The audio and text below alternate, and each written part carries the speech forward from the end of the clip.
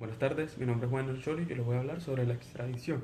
La extradición es una cooperación internacional muy activa para la represión de los delitos, pero sigue existiendo una regla según la cual el Estado está obligado a conceder la extradición de un delincuente extranjero solo si existe un tratado internacional con el Estado que exija la extradición.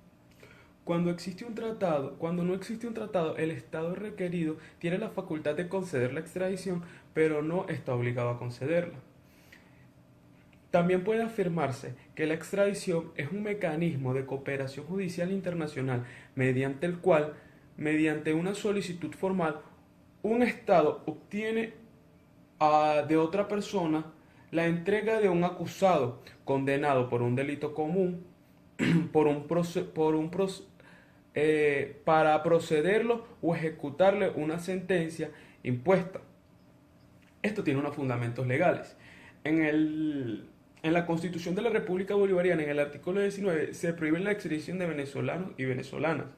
En el Código Orgánico Procesal Penal, conocido como COP, en el título 6, en el libro tercero, está el proceso de la extradición, en lo que es el artículo 391 al 399. En el Código Penal venezolano tenemos el artículo 6, condiciones para la extradición.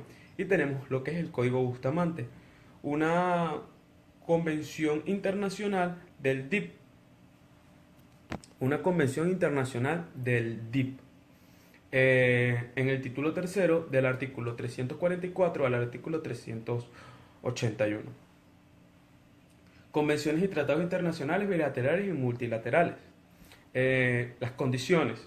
Las condiciones para que una persona sea extraditada es que sea de nacionalidad extranjera, que no sea venezolano, que el delito no esté tipificado como un delito político o conexo de ella, y que la pena contemplada al delito en la legislación requirientes sea la pena de muerte o permuto. Procedimiento de la extradición pasiva y activa. El COP declara como fuentes de material de extradición las normas del título séptimo del libro tercero, los tratados y convenios de acuerdos internacionales por Venezuela. Se distinguen los tratamientos a seguir en caso de extradición activa y pasiva. De acuerdo con la extradición activa, el tratamiento de la extradición activa, esto es, cuando Venezuela interviene como Estado requiriendo, solicitando la entrega de una persona que se encuentra en territorio extranjero, bien para juzgarlo o para culparlo con una pena que se le ha impuesto, que sea impuesta hacia la persona. Se inicia con la solicitud del juez de control de la Sala Constitucional, de la Sala de Casación Penal del Tribunal Supremo de Justicia, previa instancia del Ministerio Público. Cuando este sujeto procesal tuviera noticias de que un imputado al cual se le ha dictado una medida cautelar de privación de libertad se halla en un país extranjero. De acuerdo a lo que es la extradición pasiva, el procedimiento de extradición pasiva, es decir, el requerimiento de un Estado de la comunidad internacional efectuado a Venezuela a fin de que entreguen a una persona que se encuentra en este territorio, el territorio nacional. Se inicia con la solicitud del gobierno extranjero presentando al Poder Ejecutivo la solicitud. Este debe remitir al Tribunal Supremo de Justicia con la documentación recibida. Ahora le voy a hablar sobre lo que es el exequatur. Denominado exequatur al procedimiento judicial en virtud del cual las sentencias definitivamente firmes dictadas en el extranjero en materia privada puede producir un efecto de cosa juzgada o de ser ejecutadas en otro estado. En Venezuela, la competencia para conocer del procedimiento exequatur corresponde al Tribunal Supremo de Justicia para declarar la fuerza ejecutoria de las decisiones dictadas por las autoridades jurisdiccionales extranjeras, con las excepciones previstas en el artículo 856 del Código de Procedimiento Civil. ¿Cuál es la importancia de este executor? El método de executor es de gran importancia, ya que permite a los estados que apliquen el poder tener una esfera más amplia en cuanto a la aplicación de sus leyes, tomando en cuenta el principio de reciprocidad por otro Por otro lado, les proporciona seguridad, en tanto a las sentencias dictadas por ellos no quedarán ilusorias. Es decir, que no habrá cabida al fraude procesal de los individuos que ya se han aprovechado de dicha situación. Ahora les voy a hablar sobre las sentencias o fallos que no podrán ser ejecutados.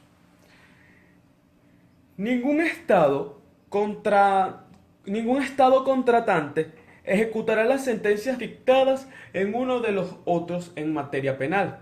En cuanto a las sanciones de ese orden que impongan, podrá, sin embargo, ejecutarse dichas sentencias en las que toca la responsabilidad civil a sus efectos sobre los bienes condenados si han sido dictadas por el juez del tribunal competente según el Código Bustamante. El procedimiento que se debe llevar a cabo según el Código de Procedimiento Civil y el Código Bustamante, primero tenemos la solicitud de executor. Este deberá llevar un libelo de demanda. Se presentará por escrito en el cual exprese la persona que lo pide, su domicilio o residencia y la persona con la cual haya de obrar la ejecutoria y su domicilio y residencia. Por segundo, tenemos el juez o tribunal a quien se pida la ejecución oirá antes de decretarla o de negarla por un término de 20 días a la parte con quien se dirija al fiscal o Ministerio Público. La citación del demandado. El Código Bustamante. Primero tenemos la solicitud de executor. Este deberá llevar un libelo de demanda. Se presentará por escrito en el cual exprese la persona que lo pide, su domicilio o residencia y la persona con la cual haya de obrar la ejecutoria y su domicilio y residencia. Por segundo, tenemos el juez o tribunal a quien se pida la ejecución oirá antes de decretarla o de negarla por un término de 20 días a la parte con quien se dirija al fiscal o Ministerio Público. La citación del demandado. La persona contra la cual se haya de obrar la ejecutoria será citado conforme a las disposiciones del título 4 del libro primero del Código de Procedimiento Civil, a fin de que conteste la solicitud dentro de los 10 días siguientes a su citación, más el término de la distancia que hubiere. La citación de parte de quien deberá oírse o practicarse el medio, exhorto o de comisión según el Código Bustamante. Por cuarto lugar tenemos lo que es la defensa ad litem.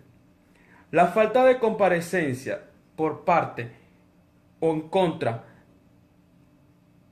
la cual haya de obrar.